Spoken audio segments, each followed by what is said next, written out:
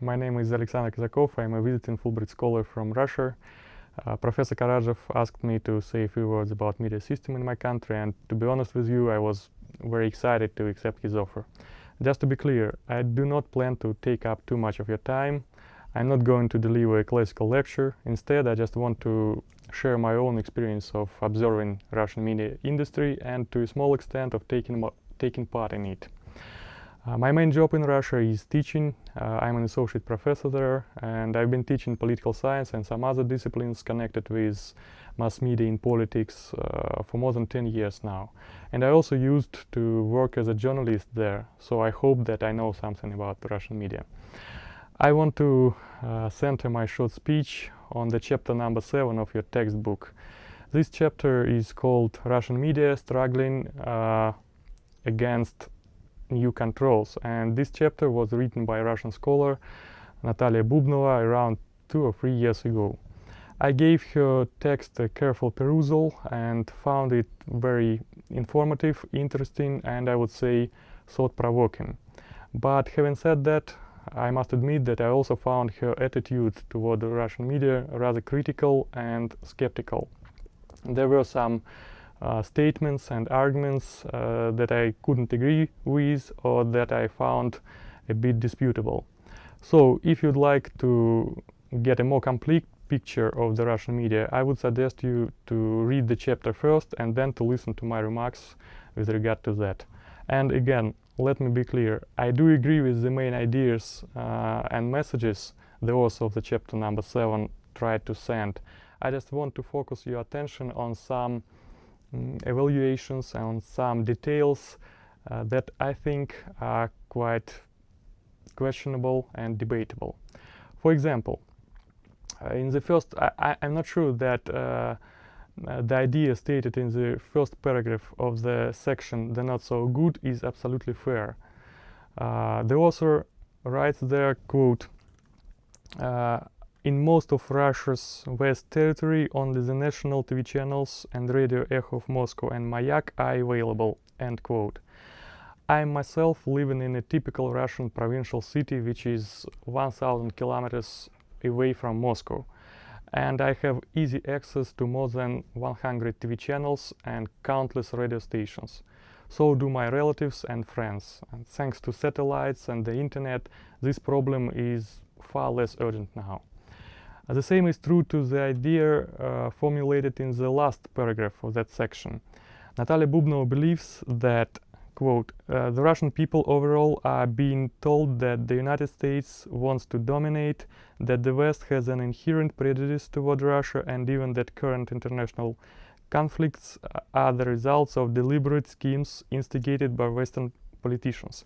Again, it's only partly true. Such ideas are conveyed only by state-affiliated media outlets. I mean, the media that reflect the official position of the Kremlin. And the Kremlin, in its turn, has its own reasons to think so. And as far as other mass media are concerned, they may well be much friendlier toward the United States and the West in general. I suppose that you may find strange the very fact that there are so-called state media in my country. I know that there is no such a notion here in America, and the term propaganda usually carries inherently negative connotation here. But in Russia, we consider propaganda a bit differently. I'm sure that you have heard of the idea that there are 3 types of propaganda: black, gray, and white, depending on the degree of transparency of those who send media messages. According to this approach, the government has a right to convey and communicate messages it deems appropriate. And what is also important here, by doing this, state-run media do not conceal the fact that they follow the official position of the Kremlin, that they follow the Kremlin's interests. It is pretty much like here in the United States, when, for example, during that electoral campaign, everyone knew that, say, CNN favored Hillary Clinton and Fox News supported Donald Trump. We call this white propaganda. And it is wide in a sense that it's legal, it's obvious, it's evident, and to some extent it's reasonable and justifiable. Also of note is the fact that there are not so many limitations concerning internet in my country. Russian authorities can ban and block sites that spread pornography or some kind of fascist ideas, but it's relatively free when it comes to politics. And to be sure, there are no iron curtains and no firewalls in my country. If people want to follow foreign media, they can do it rather freely.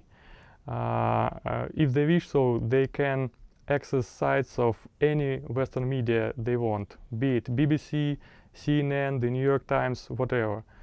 Moreover, if people want to follow foreign media but they do not know English well, they may use some sites where everyone can find the most important stories of American or European media translated into Russian. And it's also very important that internet is rather cheap in my country. Me personally, I pay around $6 per month to gain access to both high-speed unlimited internet and more than 100 TV channels. And for most Russians, $6 per month is quite an affordable price for this service. Those were the main ideas I wanted to share with you. I will repeat myself and say that I just wanted to explain my own perception of the Russian media industry.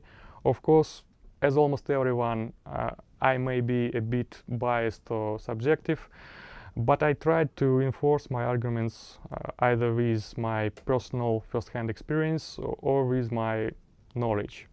If you have any questions, you may ask me via email. Just find me on the class list section of the Beachboard and write me a letter, and I will answer your questions with great pleasure. Thank you for your kind attention.